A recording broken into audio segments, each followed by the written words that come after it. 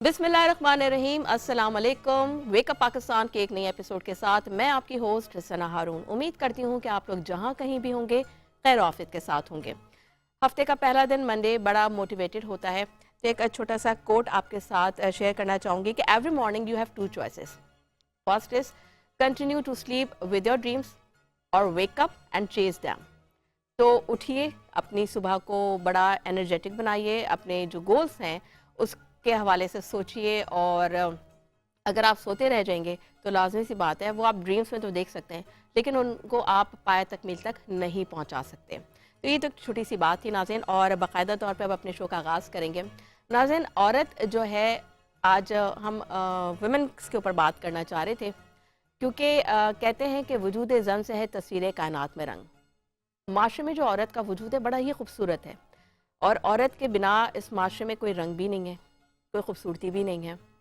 वालिदैन के लिए औरत जो है यानी बेटी वो फ़क्र का बायस है, और भाइयों के लिए जो है वो इज़्ज़त का बायस है। शौहर के लिए वो एक सरमाया है, इस दुनिया का सबसे खूबसूरत सरमाया है, और औलाद के लिए बहुत उम्दा जो है वो मिसाल है, बहुत उम्दा किरदार है। तो औरत के कई रूप हैं, इसीलिए औरत वंडर वुमेन कहलाती है। और वंडर वुमेन इसलिए कहलाती है क्योंकि कहीं ना कहीं किसी ना किसी शोबे में औरत जो है कुछ ना कुछ ऐसा काम कर रही है जिसकी वजह से उसे वंडर वुमेन कहा जाता है। और अगर हम अपनी हिस्ट्री उठाकर देखें तो मोहतरमा फातिमा जिन्ना, बेनज़ीर भुट्टो साहिबा और दीगर बहुत सी ऐसी ख़वातीन जिन्होंने हमारी मुल्क के लिए और इसकी पूरी तारीख़ रकम की है उन्होंने। और लेकिन मैं समझती हूँ कि वो ख़वातीन जिन्होंने मुल्क कौम के लिए अपनी ज़िंदगियाँ भी सर्व की, अपना टाइम भी सर्व किया, वो तो हैं ही वंडर वुमेन्स। और ऐसी दीगर बहुत ख़वातीन हैं, हर शोबे में आपको मिलेंगी, चाहे वो आपकी मीडिया इंडस्ट्री से हों, चाहे वो किसी भी शोबे में हों, डॉक्टरेट के शोबे में हों। लेकिन वो ख़वातीन मायूस ना हो, वो ख़वातीन भी वंडर वुमेन हैं जो हाउस वाइफ्स हैं। उनकी कोई छुट्टी नहीं होती, सुबह उठती हैं, अपनी उनकी ज़िंदगी की जो है साइकिल स्टार्ट हो जाती है। बच्चों को देखना है, हस्बैंड को देखना है, फैमिली जॉइंट फैमिली में रहनी है तो अपनी जॉइंट फैमिलीज़ को देखना है। तो औरत हर रूप में अपनी आप एक मिसाल है और बहुत कुछ कर रही है। तो इसलिए ज़रूरत पड़ती है कि उन्हें वक्तन फ़वक्तन अप्रिशिएट करते रहना चाहिए, क्योंकि आपकी अप्रिसिएशन से उनकी जो एनर्जी वो और बूस्ट होती है और वो मज़ीद खुश उसलूबी के साथ अपनी ज़िम्मेदारियों को सर अंजाम दे सकते हैं।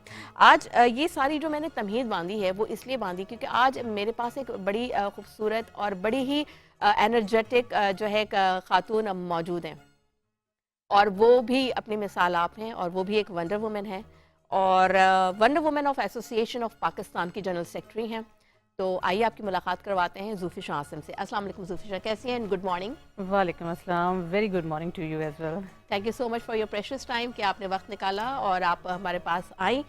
तो thank you so much for inviting me. You are very welcome. अच्छा ज़ूफ़िशा, सबसे पहले तो मैं आपसे ये जानना चाहूँगी कि वंडर वुमेन का जो आइडिया है वो कहाँ से जनरेट हुआ, कैसे ख्याल आया कि जी एक वंडर ऐसी एसोसिएशन बनानी चाहिए जिसमें ख़वातीन की जो है नुमाइंदगी हो रही हो, और हम उन तमाम ख़वातीन को इस प्लेटफॉर्म में लाना चाहेंगे। क्योंकि मुझे तो पता है, क्योंकि I am also a part of that organisation, I am executive member, but जो कि आप जनरल सेक्रेटरी हैं तो आपसे क्योंकि नाज़रीन को भी बताना है कि ये आइडिया कहाँ से जनरेट हुआ।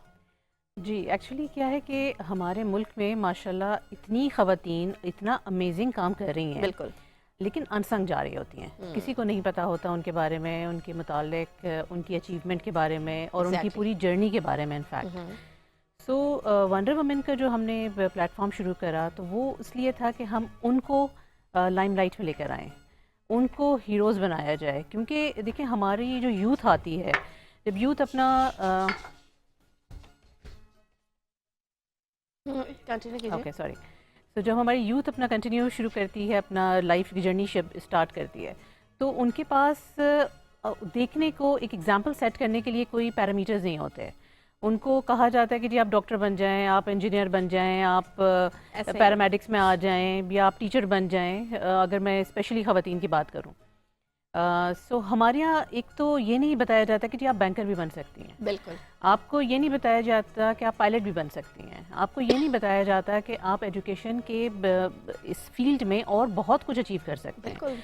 रिसर्च का डिपार्टमेंट जो है हमारे यहाँ बिल्कुल अनटच जा रहा होता है। जो टीचर्स जब इस प्रोफेशन में आती हैं तभी उन्हें अंदाजा होता है कि रिसर्च भी है। एस्ट्रोनॉट्स बन सकते हैं, मतलब बहुत सी फील्ड है, बहुत सी फील्ड असल में मुझे लगता है Zulfikar, I am sorry to cutting you here, हम जो है अपनी जो मर्जी है हम अपने बच्चों पे थोप रहे होते हैं कि आपने ये बनना है, हम उनको बता रहे होते हैं कि आपने ये फील्ड चूज़ करनी है, जबकि होना ये चाहिए कि ज़ाहिर सी बात है जब बच्चा छोटा होता है उसके इंटरेस्ट डिफरेंट होते हैं, लेकिन जब वो एक सर्टेन एज पे आ जाता है जहाँ वो ये फैसला कर सकता है, वो डिसीजन ले सकती है वो बच्ची कि अब मुझे कौन सी फील्ड में जाना है, तो जहाँ पे उसका इंटरेस्ट होगा तो definitely they will give their 100%। Exactly. Otherwise अगर कोई दूसरा प्रोफेशन होगा तो वो कोशिश तो पूरी करेंगे बट उनका इंटरेस्ट नहीं होगा तो वो 100% नहीं दे सकते। आप एग्री करेंगे कि सत्य इस बात से? बिल्कुल। इंटरेस्ट तो आप देखिए, आपका जिसमें दिल होता है ना, आप उसी में काम में एक्सेल कर रहे होते हैं। जब आप किसी चीज़ को फोर्स कर रहे होते हैं तो वो फोर्स जो है ना वो आपकी पर्सनल लाइफ में भी अफेक्ट करता है, आपके प्रोफेशनल लाइफ में भी अफेक्ट करता है। तो हमारे यहाँ सबसे पहले तो ये अवेयरनेस देने की ज़रूरत है कि ये सिर्फ 2-3-4 प्रोफेशंस ही नहीं है ख़वातीन के लिए। ख़वातीन और बहुत कुछ कर सकती हैं। आजकल तो आईटी का दौर है, टेक्नोलॉजी का दौर है, एआई का दौर है, और कितने लोग अब जो हैं हमारी जो, अगर आप एग्जांपल ले लें, एक छोटी सी एग्जांपल मैं दे दूँगी, हमारी जो वेपन्स होते हैं अब वो भी जो है बायो वेपन्स पे आ रहे हैं। ये भी एक बहुत बड़ी वास्ट फील्ड है। आपका साइबर नेटवर्क जो है वो बहुत बड़ी वास्ट फील्ड है। अब तो इतने नए नए प्रोफेशंस आ गए हैं, एंड पोस्ट कोविड तो बहुत से लोगों को और बहुत कुछ पता चल चुका है कि हम सिर्फ टिपिकल वे में काम नहीं कर सकते, there is so many other ways to explore the world. So इन सब चीज़ों के लिए एक सर्टन प्लेटफॉर्म की ज़रूरत है कि जिसमें हम लोगों को बता सकें कि ख़वातीन और बहुत कुछ कर रही हैं, उनको रिकग्नाइज़ कर सकें, उनको अवार्ड्स दे सकें और उनको बाकी लोगों के लिए एक मशअल राह बना सकें। बाकी लोगों के लिए मशअल राह, बड़ी बहुत खूबसूरत बात कि बाकी लोगों के लिए मशअल राह बना सके क्योंकि एक प्लेटफॉर्म मिल गया लोगों को। बिल्कुल। अच्छा ये बताइए कि जब आपने ये सोचा कि जी वंडर वुमन एसोसिएशन बनानी चाहिए, तो उस सोच के पीछे कौन सी ऐसी चीज़ें थी जिसने आपको मोटिवेट किया कि यार नहीं अब this is the right time to start you know कि आप कोई ऑर्गेनाइजेशन बनाएं ताकि लोग आपके साथ जुड़ें? तो ऑब्वियसली माशाल्लाह काफ़ी ख़वातीन ने ज्वाइन किया है और काफ़ी डायनामिक पर्सनालिटीज़ ने हमें ज्वाइन किया है, तो वो थोड़ा सा जर्नी के बारे में बताइएगा। जी, एक्चुअली क्या है कि इसमें तो मैंने आपको एक एस्पेक्ट ये बताया कि हम हीरोज़ बनाना चाहते हैं। दूसरा एस्पेक्ट ये है कि जी this is a male dominated society, in fact the male dominated world. अगर आप इसको देखें तो इसको भी हमने जो है ना मर्दों को भी साथ लेके चलना है, उनसे रिक्वेस्ट करनी है कि please make a space for women as well. Exactly. उसके लिए हमारा जो एक प्रोग्राम है विच इज़ #IamWithHer, तो उसको भी हम साथ ही प्रमोट कर रहे होते हैं क्योंकि दोनों जेंडर्स के एक सिम्फनी जब तक नहीं बनेगी, एक सिंक्रोनाइजेशन नहीं होगी, तब तक हमारे यहाँ कोई चेंज नहीं आ सकता। ऑब्वियसली तो हम ऑब्वियसली हीरोज़ भी बना रहे हैं, हम मर्दों से रिक्वेस्ट भी कर रहे होते हैं कि आप हमें स्पेस दीजिए, सपोर्ट करें, स्पेस दें, बिल्कुल सपोर्ट करें, क्योंकि दोनों लाज़िम व मलज़ूम है एक दूसरे के लिए, क्योंकि without a man women is nothing and it's vice versa. Exactly. और मैं समझती हूँ कि देखें हम क्योंकि कहते हैं कि ये मेल डोमिनेटिंग सोसाइटी है, लेकिन हमारी एक गेस्ट आई थी, आप जानती होंगी, SSP शैला कुरैशी साहबा, उन्होंने बड़ी खूबसूरत बात की कि ये अब बहुत माजी की बातें हो गई हैं कि जी मेल डोमिनेटिंग सोसाइटी, जो काम कर रहा है, जो जिस फील्ड में काम कर रहा है वो अपने आप को मनवा रहा है, तो ये इस चीज़ को यकसा ख़त्म होना चाहिए। दूसरी बात ये कि लेकिन बहरहाल आप जब किसी भी फील्ड में आते हैं, आप भी ज़ाहिर सी बात है एक वर्किंग वुमेन है माशाल्लाह, अभी ज़रा एसोसिएशन के बाद फिर मैं आपकी पर्सनल लाइफ की तरफ भी आऊँगी, तो ऑब्वियसली हमें हार्डल्स होते हैं, सब कुछ होते हैं, लेकिन मैं ये समझती हूँ कि हमें हर स्टेप पे एक सपोर्ट की ज़रूरत चाहिए, होती है, एक सपोर्ट सिस्टम आपको चाहिए, और वो सपोर्ट सिस्टम आपके कौन है? 4 ही रिश्ते हैं जो मुझे लगता है, आपके फादर शादी से पहले, ठीक है, आपका भाई है तो वो, शादी के बाद आपका हस्बैंड, और अगर अल्लाह ताला ने आपको बेटी की नेमत से नवाजा हो तो फिर आपका बेटा। ये वो 4 रिश्ते हैं जिनकी सपोर्ट आप उनकी सपोर्ट के बगैर आप कुछ नहीं कर सकते। उनकी सपोर्ट है तो आप घर से बाहर निकल के आप सब कुछ अच्छे से कर सकते हैं, और फिर उनकी सपोर्ट के साथ साथ इनकरेजमेंट बहुत ज़रूरी होती है। अब आप मुझे ये बताइए कि जो पाकिस्तान में जो वुमेन एम्पावरमेंट है और जो लीडरशिप है, तो उसके हवाले से ये एसोसिएशन क्या काम कर रही है? देखिए हमारे इसमें ना डिफरेंट प्रोग्राम्स हैं अदर देन अवार्ड्स, और मैंने आई एम विद हर कहा जो हमारे मेन फीचर्स हैं। इसके अलावा जो है हम फाइनेंशियल लिटरेसी पे भी काम कर रहे हैं, हम ग्रूमिंग और हाइजीन पे भी काम कर रहे हैं जो कि बड़ी ज़रूरत है आजकल। बिल्कुल। उसको हर कोई मिस आउट कर रहा है, लेकिन हम उस पर काम कर रहे हैं। उसके अलावा हम मेंटल हेल्थ पे काम कर रहे हैं, which is very important obviously. और हम यहाँ से अभी हमने बच्चों से स्टार्ट कर दिया है इस चीज़ को कि उनको एग्ज़ाम्स प्रेशर से उनके हम निकाल सकें। That's really जो nice. हाँ, तो हम जो एग्ज़ाम प्रेशर बच्चों पर आता है और पेरेंट्स की तरफ से डबल आता है, उसको हम समझा सकें पेरेंट्स को भी और बच्चों को भी। लेकिन आपको नहीं लगता ज़ुल्फ़ी शाह, क्योंकि पाकिस्तान की स्पेशली मैं बात करूं तो हमारे यहाँ जो एजुकेशन सिस्टम हो गया है वो इतना ज़्यादा कोई टफ कर दिया गया है, इतना बच्चे मतलब मैं समझती हूँ वेकेशंस जो होती हैं, जो समर वेकेशंस या विंटर वेकेशंस के अलावा या उनका जो भी विंटर ब्रेक वगैरह आते हैं, थ्रू आउट द ईयर जो बच्चे इतने ज़्यादा बर्डनाइज हुए होते हैं और मतलब टेस्ट हो रहे हैं, फिर असाइनमेंट्स हैं, फिर प्रोजेक्ट्स हैं, फिर वो प्रोजेक्ट बेस्ड लर्निंग्स हैं, तो वो रिसर्च वर्क बच्चों को करना है बहुत ही अर्ली एज। जिससे अगर हम अपने चाइल्डहुड की बात करें तो ये सब कुछ हमारे वक्त में ये सब चीज़ें नहीं होती थी। जो बात है आज का बच्चा, नो डाउट कि इतना है मतलब इतना सेंस है उसको, क्योंकि जाहिर सी बात है कि गैजेट्स लेके पैदा हो रहे हैं बच्चे, के पैदा होते हैं हाथों में गैजेट्स हैं, तो वो एक टेक्नो बेबीज है बेसिकली आजकल के। बिल्कुल। लेकिन ये जो स्कूल की तरफ से जो इतना प्रेशर है और फिर ऑब्वियसली एग्जाम्स में और फिर ये दौड़ में लग जाते हैं ना कि जी परसेंटेजेस के भी आपके इतने ही मार्क्स आने चाहिए, आपको नहीं लगता ये बड़ा गलत हमारे यहाँ का? बहुत ही ज़्यादा गलत है, बहुत ही ज़्यादा टॉक्सिक है इनफैक्ट मैं तो Exactly. कहूँगी इसको, क्योंकि देखिए जो भी बच्चा होता है ना, एक सर्टेन पर्सनालिटी, एक एक्स फैक्टर लेकर आता है अपने साथ। बिल्कुल वो एक्स फैक्टर को एक्सप्लोर करना चाहिए बिल्कुल। कि वो आपका एक्स फैक्टर किस तरफ आपको लेके जा रहा है, वही आपका जो है आपका फ्यूचर डेवलप करता है। आप हमेशा जो है उसी में एक्सेल कर सकते हैं जो आपका एरिया ऑफ इंटरेस्ट होता है। सो आप बच्चों को मेरे ख्याल से स्कूल में जो अब ये परसेंटेजेस का फैक्टर है और उसी हिसाब से सेग्रीगेशंस होती हैं। अच्छा, अब आप देखेंगे कितनी भी बड़ी यूनिवर्सिटीज़ हैं, वो सब जो है अपना टेस्ट अलग लेते हैं। इस पे तो हम खैर एक बहुत अलग से प्रोग्राम कर सकते हैं कि उस पर मुझे बड़े इख्तिलाफात हैं कि ये जो जितने भी कॉन्वेंट स्कूल ले लें या जितनी भी अच्छी यूनिवर्सिटीज़ हैं वो उठाते ही क्रीम है, तो आपकी क्या एफर्ट हो इसके? तो हम मैं कह रही हूँ ना, इसमें तो एक बहुत आराम से बड़ा डिटेल्ड प्रोग्राम हो सकता है। बैक टू योर एसोसिएशन, आपकी जो टीम है वो किस तरह से काम करती है? वो वॉलंटियर बेस्ड है या उसके अंदर जो है जो मेंबर्स हैं वो कोई एक्सक्लूसिव रोल भी अदा कर रहे हैं? नहीं, एक्सक्लूसिव रोल्स भी हैं, सब ने अपने अपने रोल्स खुद डिस्ट्रीब्यूट करे हुए हैं। जैसे मैंने आपको बताया हमारे 3 प्रोग्राम्स भी चल रहे हैं, तो उनकी अपनी टीम्स हैं, वो काम कर रही हैं। Yes, but they all are voluntarily working for us, so we are very thankful. Specially मैं अपनी टीम के लिए बहुत ज़्यादा थैंकफुल हूँ। मैं इस स्टेज को भी यूज़ कर सकती हूँ आप उनको थैंक्स करने के लिए। और जो हमारे मेंटोर हैं मिस्टर राशिद आलम साहब, उनको भी मैं बहुत थैंकफुल हूँ, क्योंकि उनका ये आइडिया था। मैं इसी पे आना चाह रही थी, क्योंकि जब हम आई एम विद हर की बात कर रहे हैं ना, तो that was a idea coming from a man. तो यही कितनी ज़बरदस्त बात है ज़ुल्फ़ी शाह। आप ये देखें कि ख़वातीन की अवेयरनेस के हवाले से बात की जा रही है, ख़वातीन की एम्पावरमेंट के हवाले से बात की जा रही है, और वो आइडिया कहाँ से जनरेट हो रहा है? वो एक it's come from a man. His name is mister Sheikh Rashid Alam. Hats off to you and it's very appreciatable initiative कि इतना बड़ा स्टेप उन्होंने उठाया, क्योंकि वही वाली बात आ जाती है कि मर्दों के माशरे में औरतों के हवाले से सोचना ये बहुत बड़ी बात है। और फिर वो इस प्लेटफॉर्म से काफ़ी चीज़ें भी उन्होंने अगर if I am not mistaken काफ़ी ख़वातीन को अवार्ड्स मिले हैं, जो वंडर हीरो वुमेन्स का अवार्ड्स हुए थे, and I am master of ceremony of that event as well. तो इसलिए बड़ी ज़बरदस्त, और जैसे बिल्कुल सैदी जैसी ख़वातीन हैं और भी दीगर बहुत ऐसी ख़वातीन हैं जिनका पाकिस्तान के लिए बड़ा काम है उनका, तो ये बड़ी खुशाइंद है।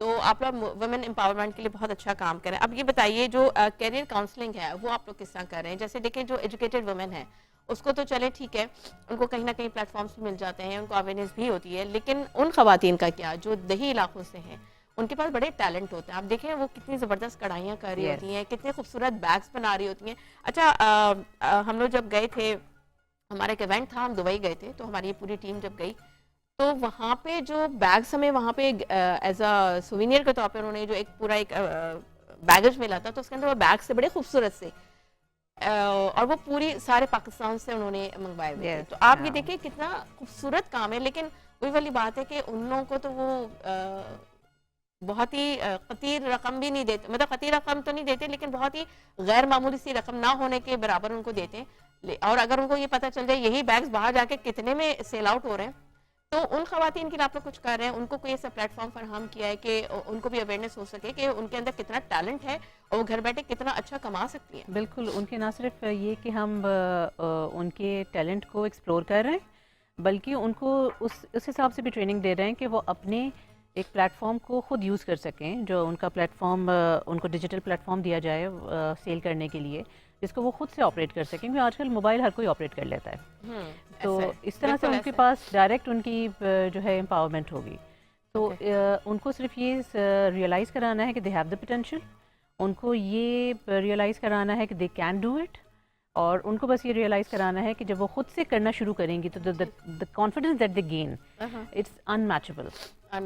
ये वंडर वुमेन ऑफ एसोसिएशन की जनरल सेक्रेटरी जुल्फिशा आसिम से, और बड़ी दिलचस्प गुफ्तगू हो रही थी जुल्फिशा आपसे। जुल्फिशा, आप ये बताइए कि जो लीडरशिप और जो करियर काउंसलिंग है उसके हवाले से, जैसे आपने बताया कि आप लोग मेंटल हेल्थ पे भी काम कर रहे हैं, एजुकेशन सेक्टर में भी काम कर रहे हैं, तो आपको इस सक्सेस स्टोरी है जो आप अभी हमारे नाज़रीन के साथ शेयर करना चाहेंगे? जी, सक्सेस स्टोरी एक नहीं, काफ़ी हैं। और बात ये है कि बच्चों को, जब हम बच्चों की, यंग बच्चों की बात कर रहे हैं ना, 6, 7, 8, 9, 10 बच्चों की इन ग्रेड्स की बात कर रहे होते हैं, इनके पास बड़े सवालात होते हैं। जब हम इनसे मिलते हैं ना, तो ये एक के बाद एक एक्साइटमेंट में सारे सवाल कर रहे होते हैं। इनको बड़ा होता है कि जी अच्छा, उनको लग रहा होता है कि हम उनके दिल की बात कर रहे हैं और वो उसको और ज़्यादा एक्सप्लोर करना चाहते हैं, वो अपने आप को एक्सप्लोर करना चाहते हैं। सो ये मैं छोटी छोटी सी एग्जांपल्स होती हैं कि आप अगर छोटे बच्चों की हम बात कर रहे हैं इस वक्त, तो मेरे लिहाज से तो वो भी सक्सेस स्टोरीज हैं, क्योंकि उन्होंने जो गेन किया है ना, वो उनको नॉर्मली नहीं मिल सकता था।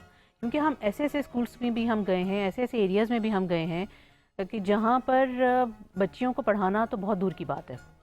उनको सिर्फ स्कूल तक भेजना ही ना बड़ा टास्क होता है स्कूल वालों के लिए। तो जब स्कूल वाले कोशिश करते हैं कि भाई हमारे पास ऐसे एरियाज़ में हम लोग जाएं और उनको हेल्प आउट करें, और फिर वो बच्चे जो कुछ सीखते हैं वहाँ से, जिनको अमूमन जो है आजकल आपको मालूम है कि टिकटॉक का ज़माना है, बच्चे उससे ले रहे हैं और कुछ पॉजिटिव नहीं गेन कर रहे हैं। बिल्कुल।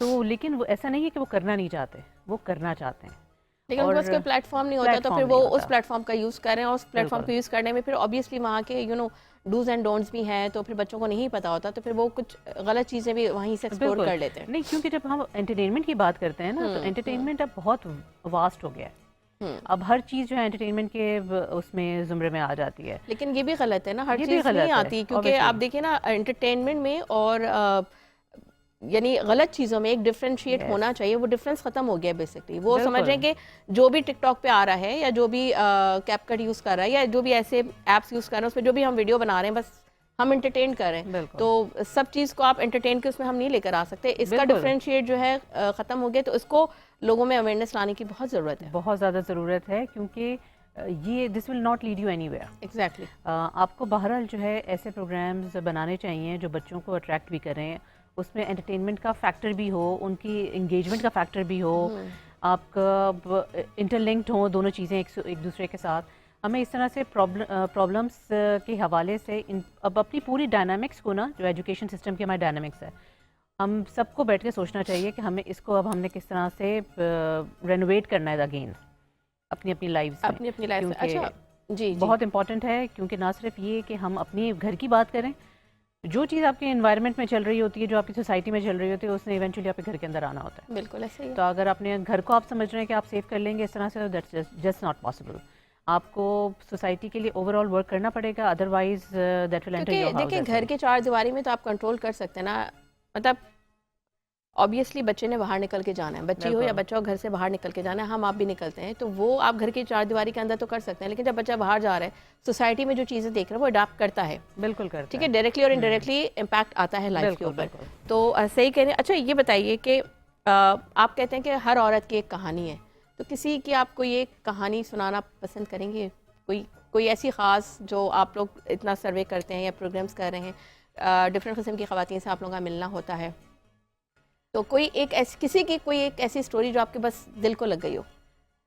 ऐसी बहुत सी स्टोरीज़ हैं, लेकिन मैं आपको बताऊं कि एक खातून हमारे पास आई और वो उनसे बात नहीं हो पा रही थी, क्योंकि उनका ज़रा जो लिंग्विस्ट था वो थोड़ा सा स्पीच इशू था उनको। तो जब वो बात कर रही होती तो उसकी वजह से, ज़ाहिर सी बात है, लोग आसपास ज़रा मजाक उड़ा रहे होते हैं, तो वो कॉन्फिडेंस और नीचे चला जाता है। बिल्कुल ऐसे ही है। तो जब हमने उनकी काउंसलिंग करी, सो आज वो जो है एक टीचर हैं, माशाल्लाह। और टीचर Very हैं तो nice. जब आप कहते हैं कि टीचर तो टीचर ने तो बोलना ही होता है, बिल्कुल, उनका तो बोले काम ही बगैर बोलने गुजारा का नहीं। है। हाँ बिल्कुल सो ये जो है ना, ये बड़ी सेटिस्फाइंग फीलिंग आती है बिल्कुल। कि आपने कुछ अपना काम जो है, शायद कुछ अपना 2 सेंट्स अपने सोसाइटी को आपने रिटर्न करा। वो मतलब वही कहते हैं ना कि आपका जो एक इतना जो बड़ा गोल है उसमें आप समझते हैं कि एक पॉइंट तो हम एक स्टेप अप हो गए। या एक ripple of water is there. तो एक्सक्यूज मी बिल्कुल श्योर सही कह श्योर, रही। बल्कि मैं तो इस वक्त आपको भी कहूँगी कि भाई आप वंडर वुमन हैं कि इस वक्त इतनी तकलीफ में और इतनी तबीयत खराबी में भी आप पूरी एनर्जी के साथ अपना शो कर रही हैं। बस It is जनाब क्या commendable. करें, क्योंकि हमारी फील्ड ऐसी है ऑब्वियसली। और वो कहते हैं ना कि अक्सर एक अज़राए मजाक की बात करते हैं कि जी अगर मर भी रहोगे ना तो पहले आके अपनी ड्यूटी करो और उसके बाद जाके मरना। तो बहरहाल it's a part of joke. But जहाँ तक आपसे हो सके आपको मतलब अपनी ज़ात से आप अपनी जो कहते हैं ना 100% देना वो आप दे दें। ऑल दो कि ठीक है, इससे पहले भी मैं 103 फीवर में बैठ के शो कर रही थी, तो आज भी यही हाल है। लेकिन ठीक है, कोई बात नहीं, टीम बहुत अच्छी है, बहुत सपोर्ट करती है हर तरह से। तो इसलिए फिर मैं समझती हूँ कि यार चलो कोई बात नहीं, जब टीम इतनी स्ट्रांग हो और टीम इतनी अच्छी हो तो फिर आपको एनर्जी आपकी टीम से मिल ही बिल्कुल, जाती है। तो मुझे भी बिल्कुल। मेरी जो एनर्जी है वो मुझे मेरी टीम से मिलती है। Hats off to my team and thank you so very much guys कि बहुत एनर्जेटिक है मेरी टीम माशाल्लाह से। फिर सवालात की तरफ आते हैं, जेंडर इक्वालिटी की बात कर लेते हैं। इस हवाले से सोसाइटी में अभी तक आप लोगों को कोई चैलेंजेस फेस करने पड़े हैं? देखिए चैलेंजेस ना, अगर हम सिर्फ ये एक स्वीपिंग स्टेटमेंट दे दें कि जी हाँ जेंडर इक्वालिटी नहीं है, बिल्कुल नहीं है। आप किसी भी डिपार्टमेंट में चले जाएं, जब हम कहते हैं मेल डोमिनेटिंग सोसाइटी है, एग्जैक्टली तो आप जहाँ पर भी जाएंगे आपको ज़्यादा मर्द अभी भी नज़र आते हैं। हालांकि ख़वातीन और सिग्निफिकेंट नंबर्स नाउ एग्जैक्टली हमारे पाकिस्तान में इट्स अबव 60% हो गया है हमारी पॉपुलेशन, बट स्टिल आपको नज़र नहीं आती। अच्छा, अब मैं ये कहूँ कि जी कोई जगह नहीं दे रहा या नहीं हो पा रहा, so that is not true as well. लोग जगह दे रहे हैं, आपको पूरी अपॉर्चुनिटी मिल रही है। लेकिन मेरे ख्याल से अभी ख़वातीन को भी जो है ना ये समझने की ज़रूरत है कि they need to work, they need to stand on their own feet. लेकिन जुफिशा आपको नहीं लगता, आप बिल्कुल बचा फरमा रही हैं, सही कह रही हैं आप कि उनको भी वर्किंग की ज़रूरत है। लेकिन जैसे हम अगर किसी ऑर्गेनाइजेशन में होते हैं तो अगर कोई विमेन जो है वो सीईओ बनती है तो बड़ा लोगों का यार औरत कैसे सीईओ बन सकती है, और मैं मतलब ऑर्डर कैसे मैं ले सकता हूँ किसी औरत से। तो ये जो एक सोच है इसको ख़त्म होना चाहिए, पहली बात। दूसरी बात है, अगर एक ड्राइव कर रही है औरत तो आगे से सबसे पहले जो जुमला सुनने को मिलता है, हाँ औरत ड्राइव कर रही है तो वो तो होगा।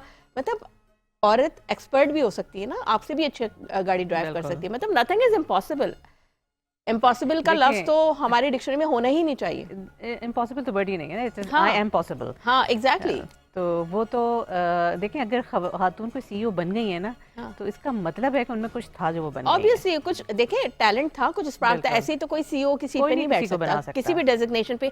क्योंकि अभी आपसे जब पूछूंगी तो आप अपना एक्सपीरियंस शेयर कीजिए। क्योंकि जब मीडिया की फील्ड में तो मैं पिछले गुज़िश्ता 18 साल से हूँ अल्हम्दुलिल्लाह, और बहुत डिफरेंट जगहों पे काम किया, डिफरेंट ऑर्गेनाइजेशन के साथ काम किया, इंटरनेशनली भी काम किया अल्हम्दुलिल्लाह। लेकिन जब मैं प्राइवेट सेक्टर में काम किया, यानी उधर मुझे ये चीज़ें बड़ी फेस करनी पड़ी कि जी ये डायरेक्टर की सीट पे कैसे बैठ सकती हैं। हम तो इनसे पहले से काम कर रहे हैं, मतलब आप एक बहुत छोटी पोस्ट पे काम कर रहे हैं। अच्छा, ये चीज़ें नहीं समझ आती लोगों को कि अगर कोई आप किसी ऑर्गेनाइजेशन में डे 1 से आप हैं, ठीक है, लेकिन आपकी क्वालिफिकेशन, आपका एक्सपीरियंस काफ़ी काउंट करता है। अब एक नया बंदा आया है और अगर वो डायरेक्टली अपॉइंट हो रहा है एज अ डायरेक्टर मार्केटिंग या XYZ किसी भी बड़ी की पोस्ट पे अगर वो हो रहा है, तो उसके पीछे उसकी पूरी जर्नी होगी। एग्जैक्टली। उसके पीछे उसकी पूरी जर्नी है, उसके पीछे उसकी पूरी उसकी क्वालिफिकेशन है, उसके अचीवमेंट्स हैं। That is why she hired for that post, right. तो ये भी जो सोच है ना कि आप इस चीज़ को मरूज़ खातिर नहीं रखते, आप इसको यकसर इग्नोर कर देते हैं कि जी नहीं, खातून क्यों किसी बड़ी पोस्ट पे आ सकती है। अगर वो किसी बड़ी पोस्ट पे आ रही है तो वो अपने स्किल्स की बुनियाद पे आ रही है, अपने एजुकेशन, अपने एक्सपीरियंस की बुनियाद पे आ रही है। Exactly. तो ये जो यहाँ आके जो जेंडर इक्वालिटी की बात, मैं इसी तरह, अच्छा चलें ठीक है, ये है जेंडर इक्वालिटी है, आप भी मानती हैं, हम सब मानते हैं। इसका सोल्यूशन क्या प्रपोज किया आप लोगों ने? कोई ऐसा सोल्यूशन अच्छा, आप देखिए लोगों ने जेंडर प्रपोज किया? इक्वालिटी की जब हम बात करते हैं ना, तो जेंडर इक्वालिटी में 2-3 चीज़ें हैं। एक तो ये कि भाई ख़वातीन को स्पेस देना, दूसरी ये चीज़ है कि उनकी इक्वल पे होना, उनकी इक्वल राइट्स होना।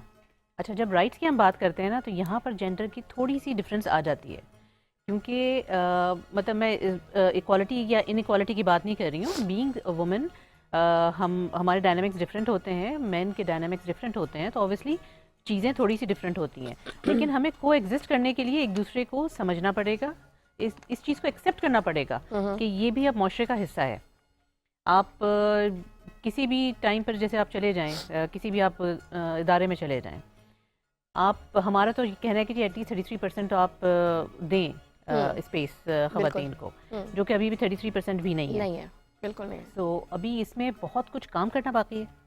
लोगों को ये अवेयरनेस देना बाकी है कि जी ख़वातीन आपके साथ बराबर के चल सकती हैं। आपने जैसे बात करी है, तो वो मेल शॉविनिज्म, वो मेल शॉविनिज्म का तो कोई हल नहीं है, उसके लिए तो उनको थेरेपी की ज़रूरत है। गुड वन, हाँ, थेरेपी की ज़रूरत है, बिल्कुल जी। तो उसको तो हम कुछ नहीं कर सकते, क्योंकि वो आपका मेंटल स्ट्रेस है जो आप निकाल रहे हैं। लेकिन देखिए, जो ख़वातीन भी आ गई हैं, उनको भी ये प्रेशर लेने की ज़रूरत नहीं है कि लोग मेरी सुनेंगे या नहीं सुनेंगे। अच्छा, ये चीज़ें ज़्यादा ना कॉर्पोरेट सेक्टर में, क्योंकि जो मैं अपनी बात करी, जब मैंने कॉर्पोरेट सेक्टर में काम किया, तो वहाँ ये चीज़ें बड़ी फेस करने को मिली कि यार ये कैसे इतनी बड़ी पोस्ट पर आ सकती हैं, ये कैसे कर सकते। तो ये चीज़ें जो है ना बड़ी, आपको उससे बड़ा थोड़ा सा आप ट्रॉमेटाइज भी हो जाते हैं। लेकिन फिर यू नो सूनर और लेटर फिर दे रियलाइज कि नहीं हम गलत थे, क्योंकि फिर सामने आपकी चीज़ें नज़र आ रही होती हैं। बात ये ना, बॉस इज बॉस। Exactly. खातून भी जो कहते हैं ना, आई एम द बॉस, बस बाकी बात खत्म हो जाती है। बात खत्म हो जाती है, ठीक है, I am the boss, right. अच्छा, आपके ख्याल में एक औरत के अंदर लीडरशिप की कौन सी क्वालिटीज़ होनी चाहिए? वैसे तो मैं समझती हूँ, मेरा जो अपना पर्सनल एनालिसिस है इस हवाले से, वो यही है कि जी वो लीडरशिप का जो एक आपके अंदर वो कहते हैं ना जरासीम, वो बाय डिफ़ॉल्ट औरत के अंदर होते हैं। किस हद तक आप अग्री करेंगे? 110%। ओके। क्योंकि देखिए, औरत जब से वो पैदा हुई हुई होती है ना, वो अपने माँ बाप की लाडली होती है, बहन भाइयों की लाडली होती है, सब होता है। लेकिन जब आप एक लेवल पे पहुँचते हैं, जब आप माँ बन जाते हैं, तो जब वो माँ का लेवल आता है ना, तो वहाँ से आपकी लीडरशिप शुरू हो जाती है। बिल्कुल। क्योंकि उसके बाद जितनी जनरेशंस आ रही हैं ना, वो आपकी उस लीडरशिप पे डिपेंडेंट हैं। बिल्कुल ऐसे ही है। आपके घर में जितने भी आपके बच्चे हों, उनके डिफरेंट प्रोफेशंस हों, उनको उन प्रोफेशंस तक लाने की जिम्मेदारी एक औरत ने उठाई हुई होती है। मॉरल वैल्यूज़ के साथ, बिल्कुल, आपकी सोसाइटी वैल्यूज़ के साथ, आपके रिलीजियस वैल्यूज़ के साथ, आपके एजुकेशन को देखते हुए, और आपको रेज़ करना एक बच्चे को, और उसको एक पिनिकल तक लेके जाना, उसके प्रोफेशन के पिनिकल तक लेके जाना, ये सब माँ के हाथ का होता है। माँ ही उसका कर रही होती है। तो बगैर लीडरशिप की ये सब चीज़ें नहीं होती। सही ये लीडरशिप तो आपको घर से ही औरतों की नज़र आ जाती है। आपको जो बहनें भी होती हैं, उनके भाई बड़े हों तो वो उनके साथ अकॉर्डिंगली चलती हैं, छोटे हों तो उनको लेकर चलती हैं। तो एक लीडर की क्वालिटी यही होती है कि उसके साथ जो हायरार्की चल रही हो वो खुश होती है। आपकी सारी हायरार्कीज जो है आपके साथ खुश होती हैं, आपके साथ अलाइंड होती हैं। बिल्कुल। सो अगर इसको लीडरशिप नहीं कहते तो फिर किसको कहते हैं? तो यही चीज़ जो है ट्रांसलेट हो जाती है जब आप बाहर किसी प्रोफेशन में जाते हैं, आप अपने ऑफिस में हैं, आप किसी भी पोजीशन में, आपके ऊपर वाला भी आपके साथ आपके काम से खुश हो, आपके नीचे वाला भी आपके काम से खुश हो, आपके कैरेक्टर से खुश हो, आपकी मॉरल वैल्यूज से खुश हो। इसी तरह से आपकी जो है एनवायरनमेंट अच्छी होती है। और इनफैक्ट आप किसी भी ऑफिस में चले जाएं जहाँ पर ख़वातीन हैं, जहाँ उनकी प्रेजेंस है, उसका माहौल ही अच्छा होता है। वो इसीलिए तो कहते हैं ना कि वजूद ज़म से कायनात में रंग, इसी वजह से कहा जाता है ना कि तस्वीर कायनात में रंग, औरत की वजह से ही तो सारी जगह खूबसूरती है। चलें जी जनाब, ये तो हो गई वंडर वुमन एसोसिएशन के हवाले से बात। अब हम जानना चाहेंगे ज़ूफ़िशा आसिम को, कि ज़ूफ़िशा आसिम कौन है। आप एक एंटरप्रेन्योर भी हैं, रेस्टोरेंट्स भी रन कर रही हैं, और डिफरेंट NGOs के साथ आप एसोसिएटेड हैं। तो थोड़ा सा इसको डिस्क्राइब कीजिए। ज़ूफ़िशा आसिम, देखिए सबसे पहले जो मैं अपनी प्राइड लूँगी ना, वो मैं लूँगी कि आई एम मदर ऑफ 4। माशाल्लाह माशाल्लाह। तो मेरे जो बच्चे हैं, मैं हाँ उन पे अपना प्राइड लेती हूँ कि हाँ दे आर माई किड्स, और not just they are my 4 kids, they are my 4 generations. Obviously उनको तो रेज करना एक बहुत डेडिकेटेड काम है, और आई टेक दैट प्राइड। उसके बाद अगर हम बात करें तो yes, I have imports business, जिसमें ऑर्गेनिक प्रोडक्ट्स हम इम्पोर्ट करते हैं, और उसकी प्लेसमेंट्स वगैरह यहाँ पर हैं। So what kind of products? They are skin related, beauty products, not makeup, but yes, skin related, hair related, health related. Okay. Beauty products हैं, उनको हम लोग जो है यहाँ पर import कर रहे होते हैं। और उसके अलावा जो है अगर हम बात करें तो जैसे आपने रेस्टोरेंट की बात करी, तो रेस्टोरेंट बिजनेस जो था मेरा पहले था जब when I was in Dubai. Okay. तो केटरिंग इन दुबई में वहाँ पर रेस्टोरेंट एंड केटरिंग का बिजनेस था। अब यहाँ पर जो है रेस्टोरेंट तो मैंने नहीं परसू करा, बट यस मेरी बेटी शेफ़ हैं और वो Yeah, I उसको know her परसू very कर रही well.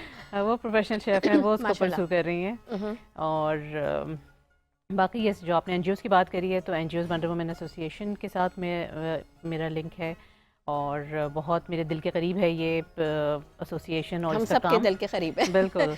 और इसके अलावा जो है एनिमल राइट्स पे भी काम हो रहा है, क्योंकि जब हम सोसाइटी की बात करते हैं ना, तो everything and every creature is inducted in that. Exactly. सो हम यहाँ लेडीज़ की बात कर रहे हैं वंडर वुमेन पे, तो हम अराउंड अपने एनिमल राइट्स भी होने चाहिए, जो कि हमारे बच्चे बड़े रिलेटेड होते हैं। आपको मालूम है कि जब बकरीद पे भी बकरे आते हैं, तो सबसे ज़्यादा जो बच्चे होते हैं ना, उनका दिल लगता है उनके साथ। और यही चीज़ हमने निकालनी है बच्चों से, कि मतलब बिल्कुल. बच्चे जो है ना, वो जितना एनिमल्स के करीब होंगे, उनसे मोहब्बत करेंगे, उनका ख्याल करेंगे, तो ये ह्यूमैनिटी का जो ठीक. फैक्टर हमारा मिसिंग हो रहा है ना, ये वापस आएगा। ठीक और ठीक. इसके अलावा जो है हमारे जो इंटरनेशनल डिजिटल सोसाइटी एक है, जिसके साथ मैं रिलेटेड हूँ, उसमें जो है कि आपके जो एथिक्स हैं ना, जो सोशल मीडिया के एथिक्स हैं, उन पर हमने काम करना है।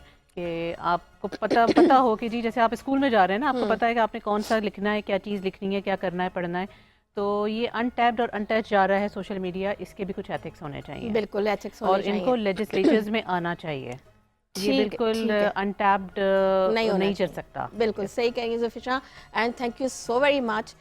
बहुत अच्छा लगा आपसे गुफ्तगू करके, और बड़ी इन डेप्थ बातें हुई और बड़ा ज़बरदस्त एनालिसिस हुआ. ठीक है, और thank you so very much आपके कीमती वक्त का. और अब आपसे इजाज़त चाहेंगे. नाज़रीन, उम्मीद है कि आपको हमारा ये फर्स्ट सेगमेंट बहुत अच्छा लगा होगा और बड़ा इन्फॉर्मेटिव था. नाज़रीन, प्रोग्राम के सिलसिले को आगे बढ़ाते हैं और अब बात कर लेते हैं कुछ स्टॉक मार्केट के हवाले से. आपको बताएंगे कि पाकिस्तान स्टॉक एक्सचेंज में कारोबार का मज़बूत दिन रहा है.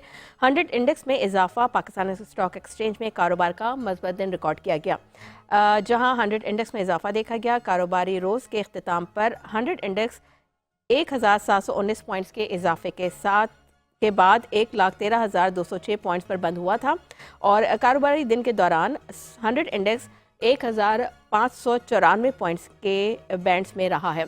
इसी हवाले से बात कर लेते हैं. हमें ज्वाइन किया है जो कि इक्विटी डीलर हैं, अरसलान साहब. अस्सलाम वालेकुम Arsalan, and very good morning to you. कैसे हैं आप, खैरियत से हैं?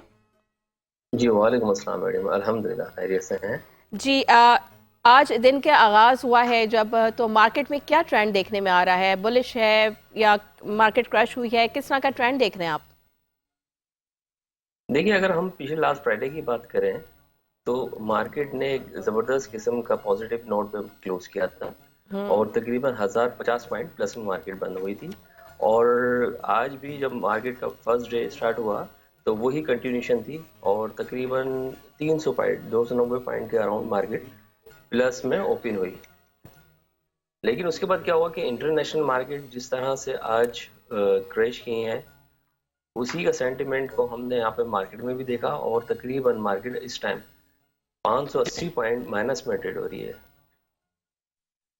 तो वो जो सेंटिमेंट था वो गालिब आ गया जो इंटरनेशनल मार्केट में हम देख रहे हैं. ठीक है. अच्छा, आप ये बताइएगा कि इससे जो रीसेंट जो बुलिश ट्रेंड को देखते हुए आपकी नज़र में इस वक्त कौन से सेक्टर्स हैं जिसकी ग्रोथ जो है वो प्राइमरी ड्राइवर्स की सूरत में है? इसका इम्पैक्ट क्या आप देख रहे हैं पूरी इस वक्त? इनका कंट्रीब्यूशन जो है इन फैक्टर्स का किस हद तक है मार्केट पे? देखिए मैडम, अभी जो प्राइम ड्राइव पर हैं वो हमारे सीमेंट सेक्टर हैं और सेकेंडली हमारा जो है ना फाइनेंशियल सेक्टर, क्योंकि ईयर एंड आता है तमाम फाइनेंशियल सेक्टर का दिसंबर में.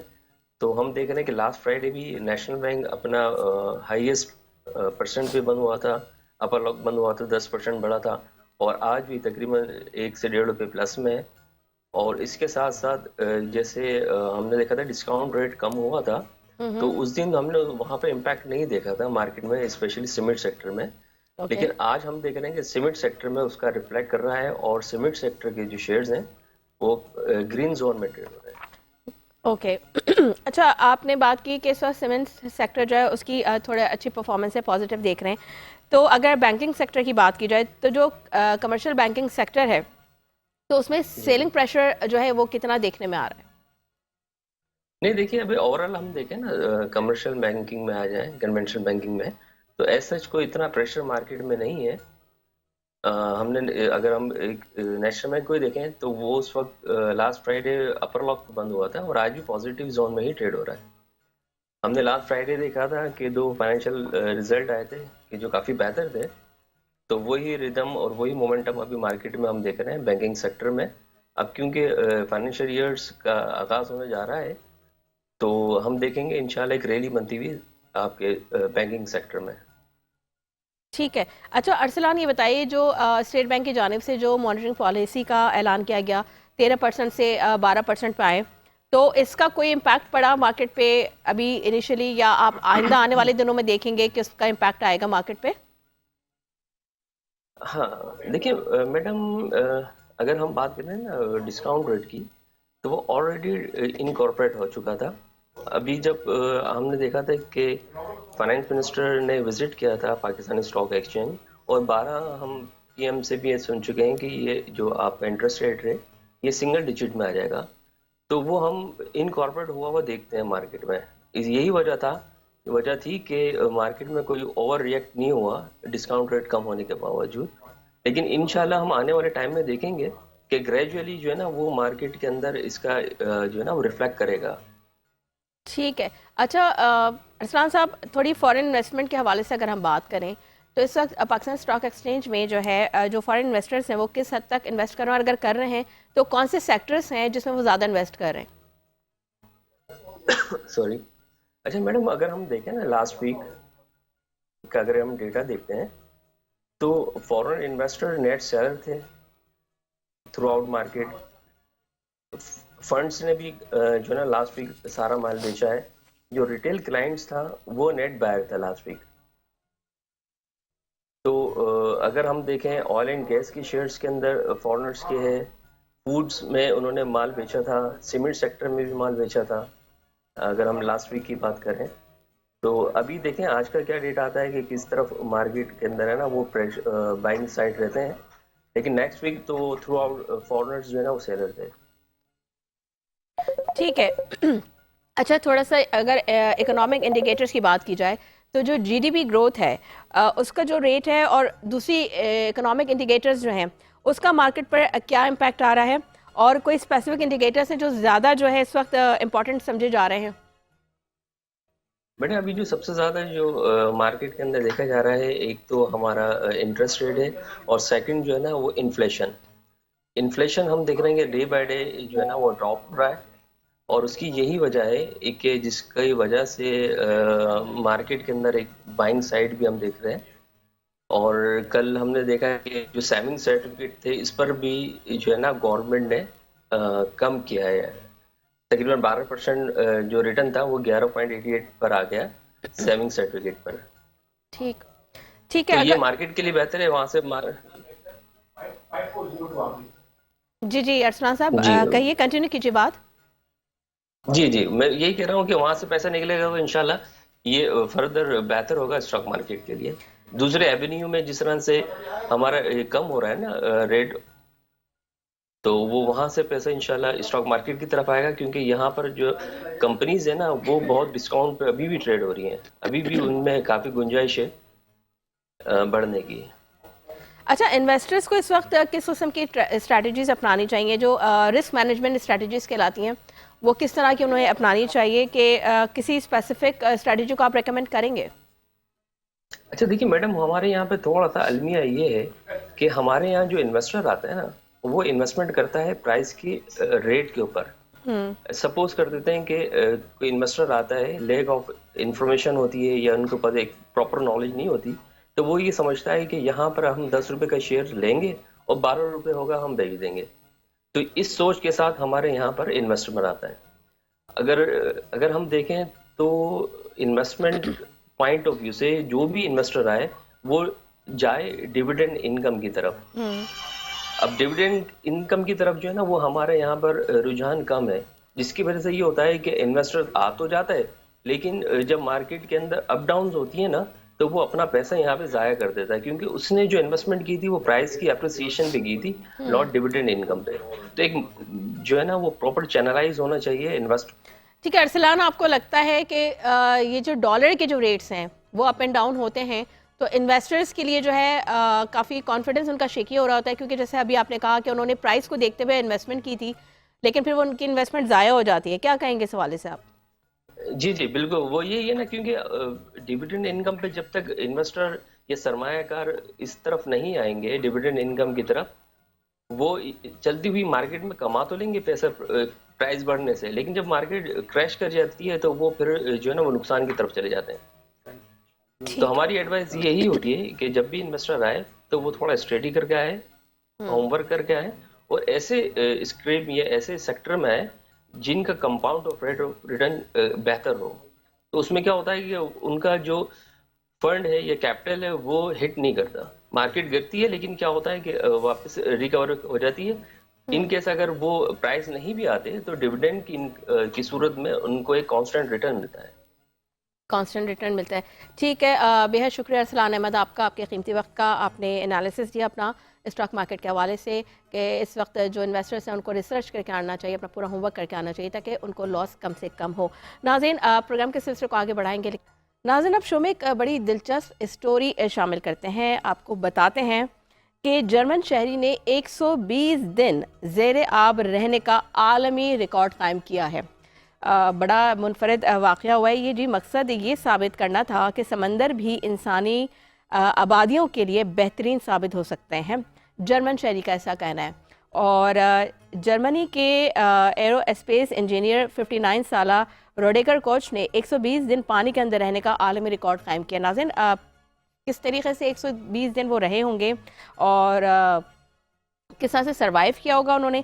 आलमी मीडिया के मुताबिक रोडिगर कोच ने पनामा के साहिल पर समंदर के नीचे अपने 320 स्क्वायर फीट के खुसूसी कैप्सूल में 120 दिन गुजारे।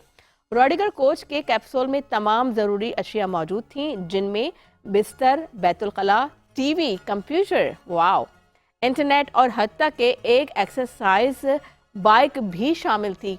आप अपनी टेलीविजन स्क्रीन पर भी देख सकते हैं कि बड़ा दिलचस्प ये वाक़या है और किस तरीके से उन्होंने 120 दिन जो है वो ज़ेरे-आब रहकर गुजारे हैं और वर्ल्ड रिकॉर्ड भी कायम किया। वर्ल्ड रिकॉर्ड बनाने का जुनून नौजवान ने 24 घंटे में 150 रेस्टोरेंट पर खाना खा लिया। वाओ, उनको शायद हो कि पता नहीं वापस आऊँ ना आऊँ, तो जो भी मनपसंद खाने वो सारे मैं टेस्ट कर लूँ। इस दौरान कैप्सूल में उनकी ज़हनी सेहत की निगरानी के लिए 4 कैमरों ने उनकी रोज़मर्रा की सरगर्मियों की रिकॉर्डिंग भी की। बड़े प्लानिंग के साथ उन्होंने जो है ये अपना ज़ेरे आब रहने का जो प्लान किया था वो बड़ी ऑर्गेनाइज्ड और बड़ा सिस्टमेटिक बनाया, जैसे कि आप अपनी टेलीविजन स्क्रीन पर देख भी सकते हैं। इसके अलावा एक सीढ़ी की मदद से खाने पीने की अशिया फराहम की जाती थी और आने वालों के लिए कैप्सूल तक रसाई मुमकिन बनाई जाती थी। ज़बरदस्त भाई, तो बड़ी पिकनिक स्पॉट बना हुआ था उनके लिए तो ये। और उम्र की सेंचुरिया मारने के बाद जोड़ी की शादी वर्ल्ड रिकॉर्ड कायम।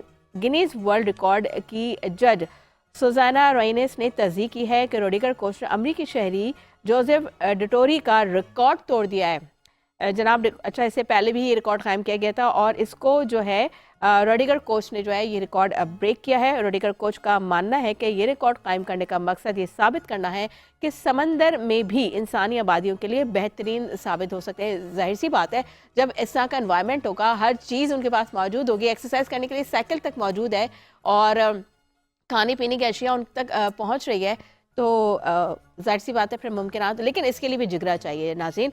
आपके अंदर आप इतने मोटिवेटेड हों और इतने आपके अंदर एनर्जेटिक हों कि आप ये ख़तरा मोल लेने के लिए आप तैयार हों, क्योंकि ऑब्वियसली बहरहाल वो समंदर है, कुछ भी हो सकता है। कैप्सूल को पानी की सतह से ऊपर वाले चैम्बर से जोड़ा गया था ताकि वो बाहर की दुनिया से राब्ते में रह सकें। उन्होंने पूरा सिस्टम बनाया था अपना कि वो ऐसा नहीं था कि अगर वो 120 दिन सतह समंदर के अंदर रहे, ज़ेरे आब रहे हैं, तो उनका जो है दुनिया से राब्ता मुनक़ता हो गया हो। उनके पास कंप्यूटर भी मौजूद था, टेलीविज़न मौजूद था, मोबाइल फ़ोन्स भी मौजूद थे, इंटरनेट की सर्विस भी उनके पास जो है वो थी, तो वो दुनिया से भी राब्ते में थे। और इसके अलावा कैप्सूल के पानी की सतह से ऊपर वाले चैम्बर से जो जोड़ा गया था ताकि वो बाहर की दुनिया से राब्ते में रह सके। बिजली की फरहमी के लिए सतह पर शमसी पैनल और बैकअप जनरेटर भी नस्ब किए गए थे। वाओ, आप देख सकते हैं अपने टेलीविजन स्क्रीन पर कि वो कितने मुतमईन और कितने मज़े से वो अपना ये 120 दिन का जो ट्रिप था बेसिकली मैं कहूँगी वो ज़ेर आप रह के उन्होंने गुजारा। और बिजली की फराहमी भी वहाँ मुअत्तल नहीं हो रही थी। और ज़बरदस्त भाई रॉडिगर कोच ने इस तजर्बे के बारे में कहा कि इनका ये इक़दाम इंसानी ज़िंदगी के हवाले से हमारी सोच में इनकलाब ला सकता है। बड़ी ज़बरदस्त बात, बड़ी ज़बरदस्त सोच। और मैं समझती हूँ कि ये एक ज़बरदस्त रिकॉर्ड आप देखते हैं कि इनका रिकॉर्ड कौन ब्रेक करता है। लेकिन जैसा कि फुटेज में भी मैं देख रही थी कि जो जदीद तरीके से ये जो इनका कैप्सूल था जो डिज़ाइन किया गया कि वहाँ पे उनका बिस्तर भी मौजूद था, उनके लिए कंप्यूटर भी मौजूद था, इंटरनेट की सर्विस भी उनको मुहैया थी और जो खाने पीने की अशिया है वो उनको एक सीढ़ी के ज़रिए पहुँचाया जा रहा था। इसके अलावा इलेक्ट्रिसिटी की भी सहूलत मुहैया थी उनको, इंटरनेट भी मौजूद था और दुनिया वालों से उनका राब्ता भी मुनक़ता नहीं हुआ। तो बड़ा इन्जॉय किया होगा उन्होंने। और बल्कि ऐसे लोगों का तो इंटरव्यू करना चाहिए, उनसे पूछना चाहिए कि आखिर उनका एक्सपीरियंस कैसा रहा। तो जनाब ये तो थी एक बड़ी ज़बरदस्त स्टोरी। अब बात कर लेते हैं कुछ महंगाई के हवाले से नाज़रीन। और बहरहाल महंगाई जो है वो बढ़ती जा रही है, लेकिन यहाँ आपको बताएंगे कि मुल्क में महंगाई की शरह 6 बरस की कम तरीन सतह यानी 4.1% रिकॉर्ड मालियाती नज़्म ज़ब्त और बेहतर सप्लाई ने महंगाई कम करने में मदद दी है। वज़ारत ख़जाना ने कहा है कि माली साल 2025 के पहले 6 माह में महंगाई की शरह 7.2% रही है, जो गुज़िश्ता साल 28.8 थी। अच्छा नाज़रीन, हम जब बात करते हैं कि ये महंगाई की शरह में कमी वाक़ई हुई, तो यहाँ पे थोड़ा सा डिफरेंस जो है लोगों को पता नहीं है। जब महंगाई की शरह कम हो रही होती है तो लोग ये कहते हैं जी महंगाई की शरह में कमी है, लेकिन अशिया ख़ुरोनोशिया और दीगर चीज़ें उसमें तो महंगाई में कमी वाक़ई नहीं हो रही है। इसी डिफरेंस को समझेंगे। हमें ज्वाइन किया है शकील नाइश ने। अस्सलाम वालेकुम शकील नाइश, कैसे हैं आप? खैरियत से हैं? गुड मॉर्निंग जी। बताइए कि इस वक्त महंगाई की जो शरह है कम तरीन सतह 4.1 पे आ गई है, तो क्या कहेंगे आप इस हवाले से? देखें, मुल्क में जो महंगाई की शरह जो 6 बरस में कम तरीन सतह 4.1% रिकॉर्ड की गई है। मालियाती नज़्म ज़ब्त को बेहतर सप्लाई ने महंगाई कम करने में मदद दी है। वजारत ख़जाना की जानिब से जारी की गई रिपोर्ट में कहा कि 2025 के पहले 6 माह में महंगाई की शरह 7.2% रही है, जो गुज़िश्ता साल 28.8% थी। दिसंबर 2024 में महंगाई की शरह 4.1% रिकॉर्ड की गई, जो 80 माह में अप्रैल 2018 से कम तरीन सतह पर है। वजारत ख़जाना की जारी करदा एलामिया में मजीद कहा गया कि शरह तबादले के इस्तेकाम, मालियाती नज़्म ज़ब्त और बेहतर सप्लाई ने महंगाई कम करने में मदद दी है, जबकि गैर कानूनी फॉरेन एक्सचेंज कंपनियों, स्मगलिंग और ज़ख़ीरा अंदोज़ी के खिलाफ सख्त कार्रवाई पर भी इसकी कामयाबी अता की है। एलामिया में कहा गया कि SPI में जनवरी 2025 के आखिर में 4 हफ्तों में मुसलसल कमी आई है। 23 जनवरी 2025 को ख़त्म होने वाले हफ्ते में 0.77% कमी रिकॉर्ड की गई। 51 अशिया में 12% कीमतें कम हुई हैं। 14 की कीमतों में इजाफा हुआ है, जबकि 25 अशिया की कीमतें मुस्तकम रही हैं। अच्छा शकील नाइश, ये बताइए कि आप ये बताइए कि ये जो 4.1 का जो रेशो है, ये जो रेट कैलकुलेट करते हैं वो किस मेथड के तहत किया जाता है? क्या ये किसी इकोनॉमिक सेक्टर के लिए अलग इन्फ्लेशन रेट्स होते हैं? जी बिल्कुल, ये इनका अलग होता है और इसके लिए वजारत ख़जाना और इक़्तिसादी राब्ता कमेटी के अपने अलग अलग उनके फॉर्मेट होते हैं, उनके सर्वे का अपना तरीक़ाकार होता है। इक़्तिसादी राब्ता कमेटी ECC ने भी नवंबर में दाल, मुर्गी और दीगर जो अशिया खुर्द-ए-नोश की कीमतों में कमी जो होने वाले इजाफे का नोटिस लिया, जिसके बाद उनकी जो कीमतें हैं वो कुछ कम हुई हैं। और इस वक्त जो है वो दाल चना की कीमत 52.5 रुपये, दाल माश की कीमत 37 रुपये फी किलो कमी की गई, जबकि मुर्गी की कीमत में 20 रुपये कम हुए, आटे की कीमत के थैले में 20 रुपये कम हुए और 1022 में रिकॉर्ड की जो है उसकी कीमत, थैले की कीमत अब 1022 हुई है। गुज़िश्ता 4 हफ्तों में। अच्छा शकील नाइश, ये बताइए क्या आपके मुताबिक ये जो ड्रास्टिक ड्रॉप हुआ है ये इसकी वजह गवर्नमेंट पॉलिसीज हैं या इसका जो ग्लोबल इकोनॉमिक ट्रेंड है उसकी वजह से इसमें कमी वाक़ई हुई है?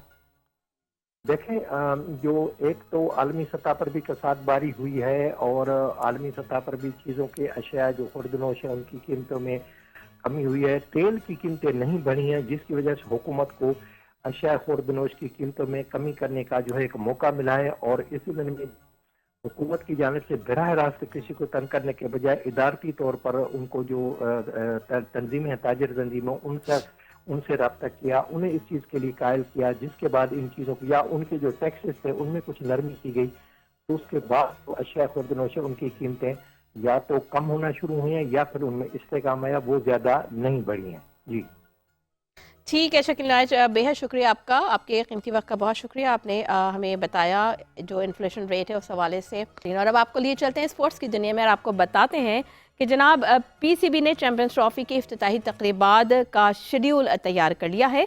पाकिस्तान क्रिकेट बोर्ड ने आईसीसी चैंपियंस ट्रॉफी के इवेंट को भरपूर तरीके से पेश करने के लिए तकरीबात का शेड्यूल तरतीब दे दिया। इसी वाले से बात कर लेते हैं। हमें ज्वाइन किया है हमारी नुमाइंदा सना आरिफ ने। अस्सलाम वालेकुम सना, गुड मॉर्निंग, कैसी हैं आप, खैरियत से हैं?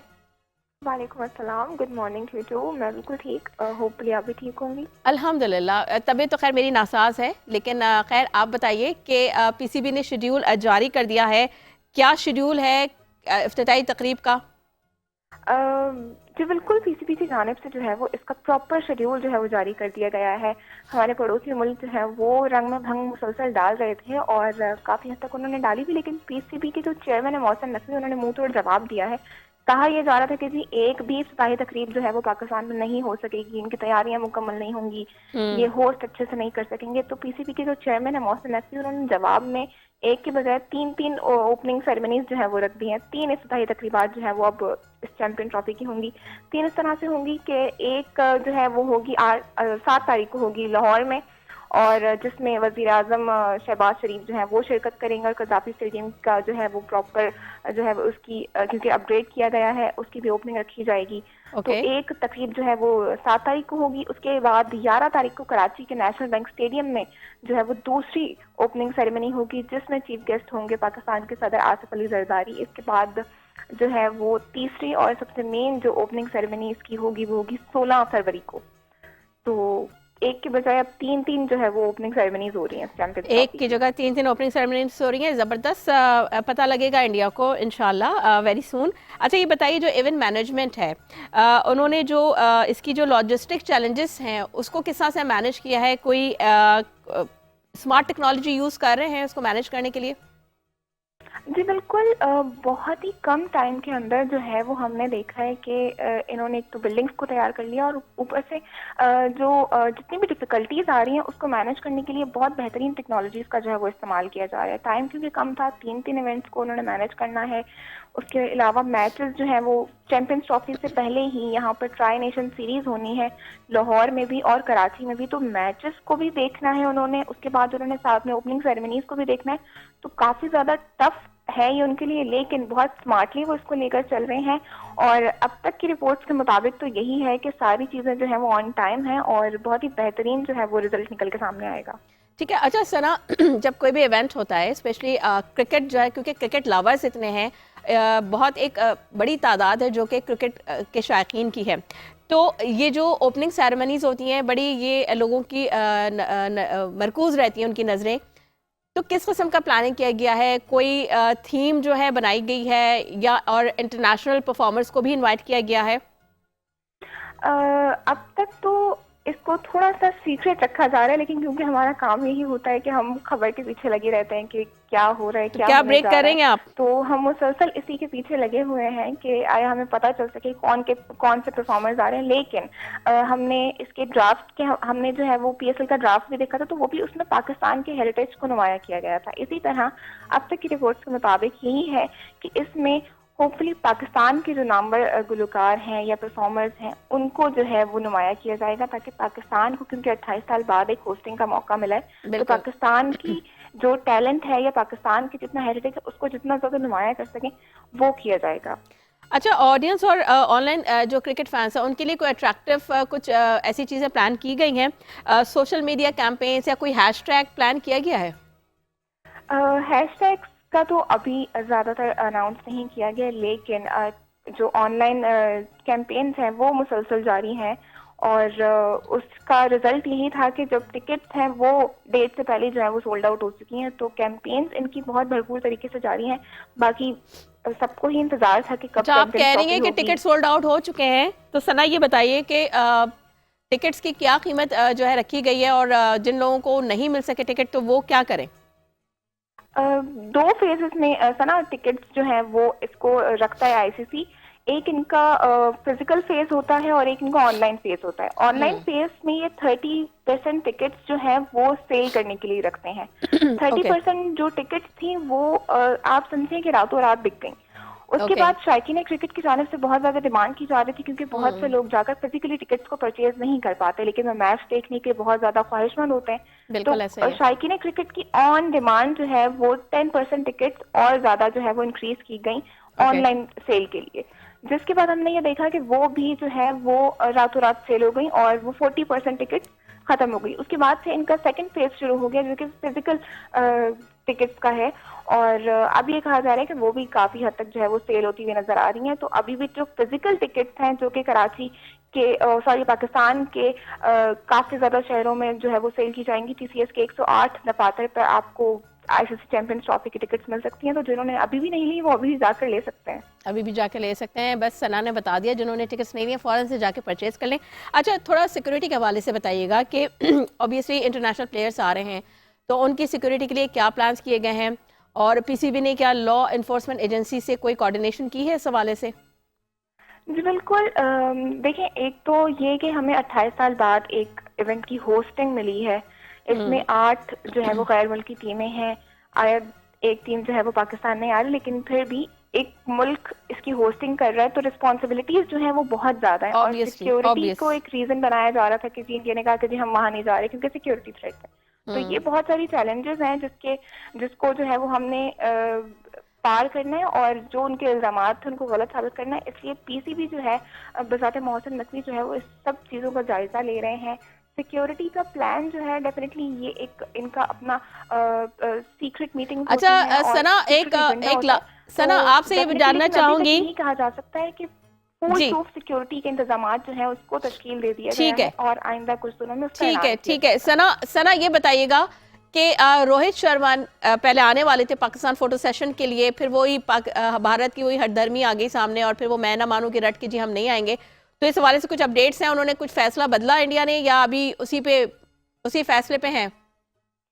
नहीं, बिल्कुल भी उन्होंने फैसला नहीं बदला। देखिए, पाकिस्तान को होस्टिंग मिले और इंडिया से ये चीज खत्म हो जाए ये तो मुमकिन नहीं है। बिल्कुल। ये कयास आराइयां थी कि एटलीस्ट उनके कैप्टन जो है वो आएंगे, क्योंकि सीरीज के शुरू से सीरीज स्टार्ट होने से पहले कैप्टन का जो प्री फोटोशूट है वो एक इवेंट होता है बहुत बड़ा, जिसमें तमाम कैप्टन जो हैं वो ट्रॉफी के साथ जमा होते हैं, फोटोशूट होता है, प्रेस कॉन्फ्रेंस होती है। तो ये भी था कि कराची में प्रेस कॉन्फ्रेंस होगी, इनका प्री फोटोशूट होगा। तो हम भी एक्साइटेड थे डेफिनेटली के साथ 8 कैप्टन आए, चैंपियंस ट्रॉफी है, हमें भी अच्छे सवालात करने का मौका मिलेगा। लेकिन भारत ने एक बार फिर से जो है वो रंग में भंग डालने में कोई कसर नहीं छोड़ी। रोहित शर्मा की वो हठधर्मी अपनी जगह पे है कि हम वहां पर नहीं जाएंगे, जिसकी वजह से फोटोशूट भी जो है वो कैंसिल हो। ठीक है, बेहद शुक्रिया सना आरिफ आपका। और नाज़रीन, आज का प्रोग्राम उम्मीद करते हैं कि आपको पसंद आया होगा। बहुत डिफरेंट स्टोरीज थी और आप अपनी राय से हमें ज़रूर आगाह कीजिएगा। कल फिर आपकी खिदमत में हाजिर होंगे कुछ डिफरेंट स्टोरीज के साथ। मुझे और मेरी प्रोडक्शन टीम को दीजिए इजाज़त। अपना बहुत ख्याल रखिएगा। अल्लाह हाफ़िज़। पाकिस्तान जिंदाबाद।